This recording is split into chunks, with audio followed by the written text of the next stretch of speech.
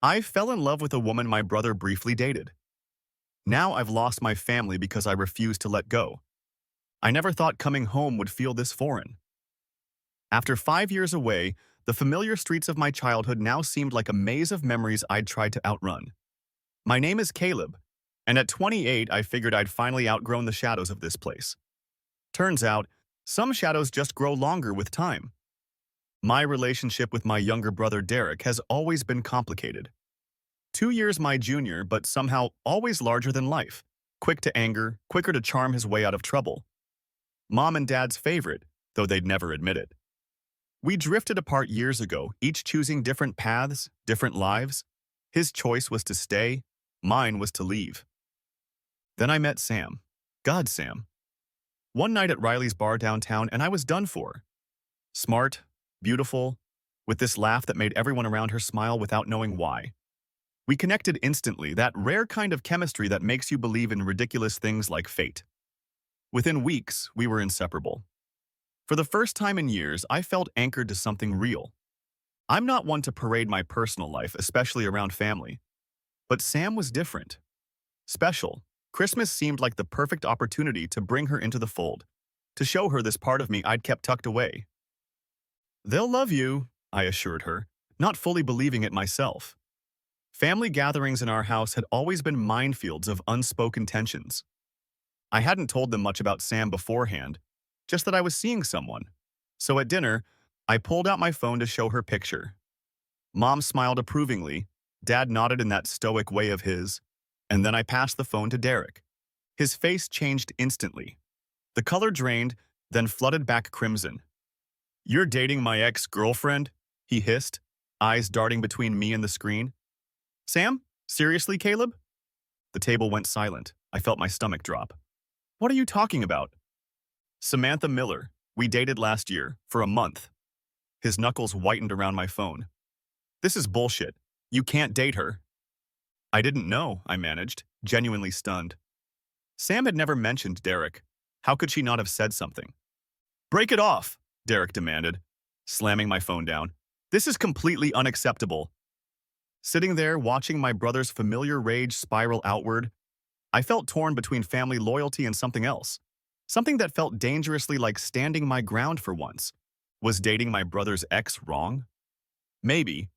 But in that moment, all I could think about was Sam's smile, her hand in mine, and how for the first time in years I wasn't running away from something. I was running toward it. Months passed, the Christmas confrontation faded into an uneasy truce. Though Derek barely spoke to me when we crossed paths, I'd explained everything to Sam on the drive home that night. "I should have told you," she admitted, her voice small. "It was so brief and honestly embarrassing. Derek made it clear I was just temporary. When I met you, it felt like a fresh start. I didn't want our beginning tainted by his ghost." I understood. Derek had always collected people like trophies, discarding them when something shinier came along. Sam deserved better than to be defined by that chapter. By spring, I knew she was the one. Not because of some grand revelation, but through countless small moments. Her concentration face when reading, how she always saved the crossword puzzle for us to do together, the way she argued passionately about movies no one else cared about. For her birthday in June, I planned a small gathering at my place. Close friends, my parents, who had warmed to Sam despite the awkwardness, and a vintage emerald ring hidden in my pocket that had belonged to my grandmother. I hadn't invited Derek. He'd made his position clear, and this night was about Sam's happiness, not family drama. The party was perfect. String lights in the backyard, Sam's favorite playlist, champagne chilling. When she blew out her candles, I caught her eye and nodded slightly. Our signal. It was time. "I actually have one more gift," I said, my voice steadier than I expected as conversation hushed. I took her hand, guiding her to the center of our friends. The box felt heavy in my pocket as I dropped to one knee. "Sam, you walked into my life when I least expected it, and now I can't imagine a day without you. Will you?" The back door slammed open. Derek stood there, eyes wild, clearly drunk. "Are you fucking kidding me?" he slurred, staggering forward. "You're proposing to her? To my ex?" Sam's hand tightened in mine. The room froze. "Derek, stop," I said, standing up. This isn't the time. When is the time, Caleb? When you're picking out China patterns? She's using you to get back at me. Can't you see that? White-hot anger flashed through me. This has nothing to do with you. It never did. Everything was always about you growing up, Derek spat. Mom and Dad's golden boy. Now you need to take the one girl The one girl you what? I stepped toward him. The one girl you dated for a month and discarded? The one you made feel worthless? That girl? We stood toe-to-toe, the party forgotten. I could smell the whiskey on his breath, see the hurt behind his anger. You're pathetic, he hissed. Both of you. Mom moved to intervene, but I raised my hand. No, he needs to leave. I turned to Derek. This is Sam's night, our night. I won't let you ruin it because you can't stand seeing someone happy with what you threw away. For a moment, I thought he might swing at me. Instead, his face crumpled into something between rage and pain. You're choosing her over family? Over your own brother? I didn't hesitate. Yes, every time. Derek left that night without another word. The proposal I'd planned so carefully hung unfinished between Sam and me. Later, in the quiet after everyone had gone, she slipped the ring from my pocket and put it on herself. The answer was yes, she whispered. It's still yes. 2 weeks passed in tense silence. Then, surprisingly, a text from Derek. Family dinner at my place, Saturday 7 p.m. Everyone's coming. Time to bury the hatchet. I showed Sam the message. What do you think? She frowned. Your mom will be there, your sisters too? That's what he says. Then we should go, for their sake, if nothing else. I wasn't convinced. After what he did at your birthday? If he's trying to make peace, shouldn't we at least hear him out? She touched my arm. Besides, I'm not afraid of Derek. Never have been. That confidence was one of the countless reasons I loved her. Saturday arrived, and Derek's apartment was immaculate, a stark contrast to his usual chaos. Mom, Dad, my sisters Emily and Rachel, all seated around a table set with Derek's grandmother's china that I didn't even know he possessed. Glad you could make it, Derek said, oddly formal, pouring wine for everyone. The tension between us was palpable, but he seemed determined to play host. Dinner progressed with careful conversation, work updates, Rachel's new puppy, Dad's retirement plans, a choreographed dance around the elephant in the room. This is nice, Mom ventured cautiously halfway through the main course. All of us together again. Derek nodded, setting down his glass. That's why I wanted everyone here. Family matters. He stood suddenly. In fact, I have something important to share. The room went quiet. I felt Sam tense beside me, her hand finding mine under the table. These past months have made me think about what really matters, Derek continued, his voice unnaturally controlled. About missed opportunities and second chances. A cold feeling spread through my chest as he reached into his pocket. No, I said under my breath, but it was happening already. Derek dropping to one knee beside Sam's chair, producing a velvet box that clicked open to reveal a diamond that caught the light. Samantha, he said, using her full name in a way she hated. Will you marry me? The room froze. Mom gasped. Emily whispered, "What the fuck?" before Dad silenced her with a look. Sam's face drained of color. Get up, she said, her voice deadly quiet. Just think about it, Derek pressed. What we had was nothing, Sam cut him off. Stand up, Derek, now. You're not going to marry Caleb, he insisted, still kneeling. We both know you're only with him to get back at me for ending things. I'd been struck silent by the sheer audacity, but now rage burned through my paralysis. That's enough? Stay out of this, brother, Derek snarled, not looking at me. Sam and I have unfinished business. There is no business, Sam said, pushing her chair back. There never was. You'll never be happy with him, Derek insisted. You're just using each other to... I don't remember deciding to move. One moment I was seated, the next my fist connected with Derek's jaw, sending him sprawling backward. Pain shot through my knuckles, a distant sensation beneath the roaring in my ears. Mom screamed. Dad jumped up. Sam stood frozen, her hand over her mouth. Caleb! My father's voice, sharp with authority, I hadn't heard since childhood. But I couldn't stop. Years of tiptoeing around Derek's feelings, of being the reasonable one, the peacekeeper, all of it shattered. Is this what you want? I shouted at Derek as he touched his bleeding lip. To destroy everything? Is nothing sacred to you? Caleb, please, Mom pleaded. But the dam had broken. He dated her for a month, I said, turning to my family. 1 month. Years ago. And now he can't stand that she's happy with someone else, with me. Derek struggled to his feet. You don't know anything about us. There is no Sam finally spoke, her voice steady despite her shaking hands. Derek, I need you to hear this clearly. I am going to marry Caleb. I love him.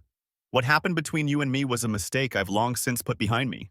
Derek looked at her then, really looked at her, and something in his expression shifted.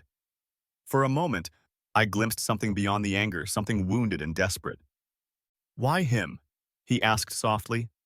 Why my brother? Sam's question hung in the air, unanswered. Derek simply stared, his jaw working soundlessly before he turned and walked out of his own apartment. Our parents exchanged helpless glances. The dinner party collapsed into hushed confusion, everyone gathering their things and leaving with murmured apologies. 3 days later, I still couldn't shake the image of Derek's face, the raw hurt beneath his anger. Despite everything, he was my brother. We'd shared a childhood, a history. I couldn't just leave things this way. I need to talk to him, I told Sam as we sat on my couch, the evening news playing unwatched. Really talk, not just shout. She nodded slowly. I should come too. Are you sure? After what he did? Exactly because of what he did. She took my hand.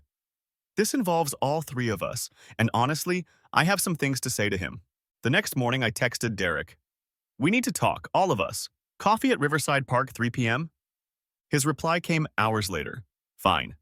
We found him already there, sitting on a bench overlooking the water, shoulders hunched against the autumn chill.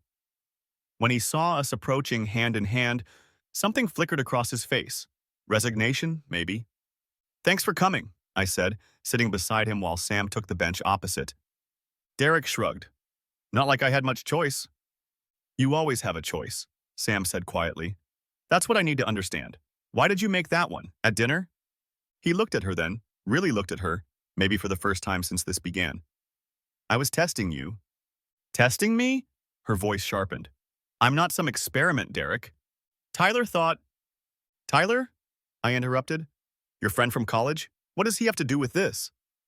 Derek ran a hand through his hair. He said if Sam was really over me, she wouldn't have jumped into a relationship with my brother, that it had to be about revenge, about getting back at me. And you believed that? Sam asked incredulously. I don't know what I believed, Derek admitted. But when I saw you two together at Christmas looking so happy, something just snapped. Then Caleb proposed and I couldn't stand it. So you decided to propose to me? To someone you dated for a month 2 years ago? Sam shook her head. Do you even hear how insane that sounds? I don't still love you, Derek said, his words rushing out. That's not it. But the thought of my brother with someone I was with, it feels wrong. It crosses a line. What line? I asked. Some arbitrary bro code? This isn't about you, Derek. It never was. It's about loyalty. He stood suddenly. If the situations were reversed, I would never— You would never what? I challenged, rising to meet him. Never date someone I briefly dated years ago? Someone who made me happy? Someone I loved? Because I would want you to. I would want you to find happiness, even if it was with someone from my past. Derek laughed bitterly. Easy to say when you're not the one watching your brother marry your ex. I'm not your property, Sam interjected, standing now too. I dated you briefly. It didn't work because you made it clear I wasn't important enough. And you know what? That hurt. But I moved on. I met Caleb, and it was real from the start. Different. So you're saying I wasn't good enough, Derek said flatly. I'm saying we weren't right for each other, Sam corrected. And you knew it too, which is why you ended things. But now you can't stand the thought that I might be right for someone else, especially your brother. Derek looked away, jaw tight. You don't understand. Then help me understand, I said, softening my tone. Because right now it seems like you're willing to throw away our relationship over something that has nothing to do with you. It has everything to do with me, Derek exploded. It's my life too. Every family dinner, every holiday, every milestone. I'll have to watch you two together knowing that she chose you after she was with me. How do you not see how humiliating that is? And there it was, the real issue. Not love, not even possession, pride. So this isn't about Sam at all, I said slowly. This is about you not wanting to feel second best, again. Something vulnerable flickered in Derek's eyes, and for a moment I glimpsed the little brother who had always lived in my shadow, always trying to prove himself. I can't give you my blessing, he said finally. I won't. Those last words from Derek echoed in my head for weeks afterward. I can't give you my blessing. I won't. The finality of it settled something in me too. Our wedding planning continued. Save the dates went out, and Derek's name was noticeably absent from our guest list. I thought I'd made peace with it, until my mother showed up at our door unannounced one evening in November. We need to talk about the wedding, Mom said, barely waiting to be invited in. Sam was working late, so it was just the two of us in our living room, the space suddenly feeling smaller. What about it? I asked, though I already knew. You can't possibly not invite your brother, Caleb. Mom's voice carried that particular tone. Reasonable on the surface, steel underneath. This family has been through enough division. That's Derek's choice, not mine. Is it? Because you're the one sending invitations. She sighed, softening slightly. I understand you're upset about what happened, but he's your brother. Your only brother. He proposed to my fiancé, Mom, at his own dinner table, in front of all of you. He was confused, hurt. I laughed without humor. And I wasn't? Our conversation circled uselessly until she left with a tight-lipped, think about it. But I knew her retreat was temporary. Linda Matthews never backed down from what she believed was right for her family. 2 weeks later, at my youngest sister Naomi's birthday dinner, the other shoe dropped. We were finishing dessert when Mom cleared her throat deliberately. I was looking at your seating chart the other day, and I noticed you still haven't made room for Derek. The table went quiet. Dad looked down at his plate. My sisters exchanged glances. Mom, I said wearily, can we not do this tonight? It's Naomi's birthday. When should we do it then? The wedding is only 3 months away. Sam squeezed my hand under the table, a silent show of support. We've discussed this, I said. He's not coming. This is ridiculous. Mom set her fork down with a clatter. One silly argument and you're ready to disown your brother? I raised you better than this. Something in me snapped. Silly argument? Is that what you're calling it now? He humiliated Sam. He humiliated me. He deliberately tried to sabotage our relationship because his ego couldn't handle the fact that she chose me. He made a mistake. Everyone makes mistakes. Mom's voice rose. Why are you so determined to punish him? Why are you so determined to excuse him? I countered, heat rising in my face. Derek has spent his entire life doing whatever he wants and facing zero consequences because you always swoop in to clean up his messes. That's not fair, Mom protested, but Naomi cut in. It's completely fair, my sister said quietly. Mom, you've always given Derek more leeway than any of us. When Caleb got a B+ in calculus, you grounded him. When Derek failed English, you hired him a tutor and blamed the teacher. That was different. No, it wasn't, Naomi insisted. And now you're asking Caleb to invite someone to his wedding who literally proposed to his fiancé to sabotage their relationship. How is that reasonable? Mom turned to Sam, clearly changing tactics. Sam, surely you understand the importance of family. This rift will affect all of us, not just Caleb and Derek. Holidays, birthdays, everything will be complicated for years to come. Is that really what you want for your marriage, to start with this cloud hanging over you? Sam met her gaze steadily. Linda, I respect you enormously, but this isn't about what I want. It's about respecting Caleb's decision about his own wedding, and frankly, I agree with him. So that's it? You've both made up your minds? Mom stood abruptly. Well, I hope you're prepared for the consequences. What consequences, Mom? I asked, suddenly tired. Are you threatening not to come to my wedding now, too? She didn't answer directly. I'm going to check on Dad. He doesn't look well. After she left, Naomi reached across the table to squeeze my arm. I'm sorry, Caleb. You know how she gets when she thinks she's protecting the family? Yeah, I said. The question is, which part of the family is she actually protecting? The final straw came a week before the wedding. Mom showed up at our apartment unannounced again, this time with an ultimatum disguised as reconciliation. I've spoken with Derek. she said, perched stiffly on our couch. He's willing to attend as a guest. No drama. That's not happening, I replied evenly. Caleb, be reasonable. I am being reasonable, for perhaps the first time in my life when it comes to Derek. I took a deep breath. Mom, I need to say something, and I need you to really hear it. You've chosen Derek's side in this. You always have. And I can't be part of a family that works that way anymore. Her face paled. What are you saying? I'm saying I'm done. After the wedding, Sam and I are moving to Portland, near her brother. We've already found a place. You can't. I can. We can. Sam appeared in the doorway, having heard enough. Linda, we both respect you, but you've made it clear whose happiness matters more to you. That's not fair. I'm trying to keep this family together. By tearing us apart, I said quietly. That's the irony. Mom left in tears, and I made one last attempt at resolution, a call to my parents the next day. Dad, the eternal peacekeeper, tried to mediate, but it was clear where their loyalties lay. If Derek's at any family function, we won't be, I finally said. That's your choice, Mom replied coldly. Yes, I agreed. It is. Our wedding was held at Sunrise Lodge, a small resort where Sam and I had spent our first weekend together. No Derek, no parents, no drama. Just my sisters, Sam's family, and friends who truly supported us. The ceremony was simple but perfect. When Sam walked toward me in her ivory dress, sunlight catching in her hair, I knew with absolute certainty we'd made the right choice. Later, I heard through Naomi that Derek had spiraled after our confrontation, drinking heavily, losing friends, burning bridges. Part of me felt sorry for him, but a larger part recognized the pattern. Derek creating his own misery, then expecting others to fix it. Portland welcomed us with rain-washed streets and new possibilities. Sam found work at a design firm she loved. I transferred within my company. We bought a small craftsman with a garden that Sam immediately filled with native plants. On weekends, we explored the coast, hiked mountains, discovered local breweries, building a life untethered from the past.